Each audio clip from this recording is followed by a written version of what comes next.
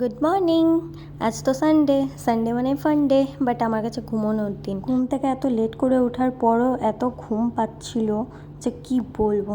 তো যাই হোক, আমি এখন ব্রেকফাস্ট করে চলে এসেছি। এখন আমি আমার একটু বিছানাটা গুছিয়ে নেব। আমার না সত্যি কথা বলতে কাজ করতে করতে গান শুনতে বহুত ভালো লাগে, তাই জন্য আমি এখন গানটা চালিয়ে নিচ্ছি আর তারপর আমার বিছানা গোছানো ডান। এরপর আমার যা যা জামা কাপড় বাইরে ছিল সেগুলো গুছিয়ে আমি ওয়ার্ড্রপে রেখে দিলাম। এরপর আমার এই জায়গাটা এত মেসি হয়েছিল, এই জায়গাটা একদম ঠিকঠাক করে নিলাম। সত্যি কথা বলতে আমি প্রচণ্ড ল্যাথকর, এতটাই ল্যাথকর আমি কিন্তু এগুলো কাজ একদমই করি না।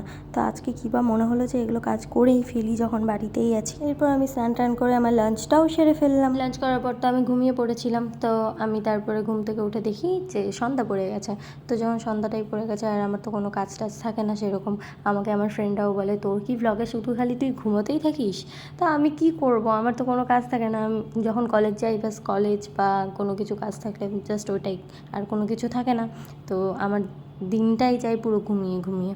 শুয়ে থাকতে থাকতে হুট করে দেখি যে কারেন্ট চলে গেল বলে আমি কোনো শ্যুট করতে পারিনি বা কোনো কিছুই করতে পারিনি। তো তাই জন্য একবারে ডিনারে দেখা হচ্ছে। তো আমি এখন খেয়ে নিয়েছি, খেয়ে নিয়ে এখন আমি যাব ঘুমোতে। Tata bye bye, good night, আজকের জন্য এতটুকুই।